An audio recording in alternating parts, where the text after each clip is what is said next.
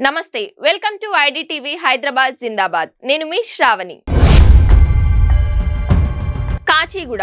సాధారణంగా కాచిగూడ అనే పేరు వినగానే మనందరికీ గుర్తుకు వచ్చేది రైల్వే స్టేషన్ కానీ కాచిగూడ అనే పేరుకి ఒక చరిత్ర ఉంది ఆ ప్రాంతానికి కాచిగూడ అనే పేరు పెట్టడం వెనుక ఒక ప్రత్యేకమైన కారణం ఉంది ఆ కారణం ఏంటో మనం తెలుసుకుందాం అప్పట్లో హైదరాబాద్ రాష్ట్రంగా ఉండి నిజాం రాజు పరిపాలిస్తున్న కాలంలో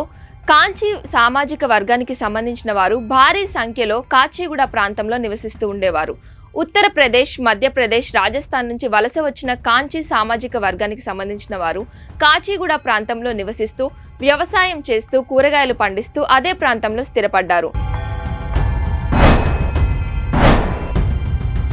కాంచి సామాజిక వర్గానికి సంబంధించిన వారు భారీ సంఖ్యలో స్థిరపడటంతో ఆ ప్రాంతానికి కాచిగూడగా పేరు వచ్చింది ఇప్పటికీ ఆ ప్రాంతంలో కాంచి సామాజిక వర్గానికి సంబంధించిన వారు నివసిస్తున్నారు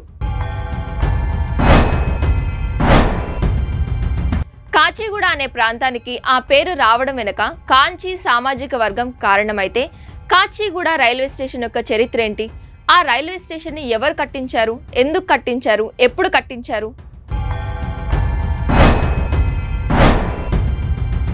హైదరాబాద్ లోని సెంట్రల్ రైల్వేస్ లో ఒకటి కాచిగూడ రైల్వే స్టేషన్ దీన్ని 1916లో నిజాం 7వ రాజైన మీర్ ఉస్మాన్ అలీ ఖాన్ నిర్మించారు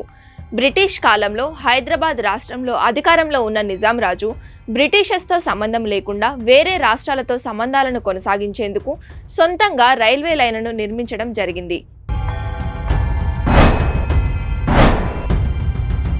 ఇందుకోసం నిజాం రాజు నిజాం గ్యారంటెడ్ స్టేట్ రైల్వే సంస్థను స్థాపించడం జరిగింది ఈ సంస్థ 1916లో కాచిగూడ రైల్వే స్టేషన్ ను నిర్మించింది కాచిగూడలో ఒక ప్రత్యేకమైన ప్రాంతం ఉంది అదే వీరన్నగుట్ట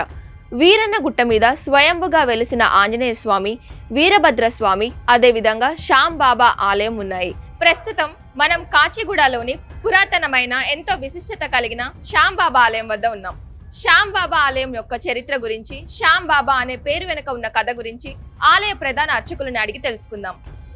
कृष्ण ने अपना ही स्वरूप उस शीश में दिया और अपना ही नाम श्याम नाम इनका पहले का नाम बर्बरिक था 1996 में 22 अप्रैल 1996 में भगवान का यह स्थापना दिवस माना जाता है और इसको आज 28 साल पूरे हो गए ఇక్కడ స్వయంభుగా వీరభద్ర స్వామి వెలిచాడు ఆంజనేయ స్వామి క్షేత్రపాలకుడు కూడా స్వయంభుయే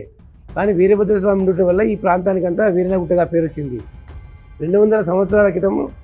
వ్యాస్ కుటుంబ సభ్యులు ఈ యొక్క అర్చకత్తుగా ఉండి ఈ యొక్క గుట్ట ఇది నిజాం రాజ్యంలో ఉంటుండే ఎవరు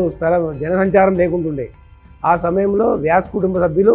రోజు వచ్చి దీపారాధన చేసి వెళ్తురు శ్యామ్ మందిర్ సేవా సమితి 92లో ఏర్పడి 96లో ఈ శ్యామ్ మందిర్ దేవాలయము కన్స్ట్రక్షన్ జరిగి అప్పటి రాష్ట్రపతి గవర్నర్తోని దేవాలయం ఓపెనింగ్ చేయడం జరిగింది శ్యామ్ బాబా అంటే కలియుగంలో కృష్ణుని అవతారము ఆయన బర్బరీకుడు గొడవగజి కొడుకు मेरा नाम गणेश लाल महाराज है मैं इस मंदिर में मेरे परदादा दादा पिताजी चौथी पीढ़ी से हम लगातार सेवा कर रहे हैं सबसे पहले हनुमान जी का मंदिर था यहाँ पे हमारे परदादा जी जंगल था तो उस टाइम से हमारे परदादा जी रहते हैं उस टाइम से हम लोग यहाँ पे सेवा करते आ रहे हैं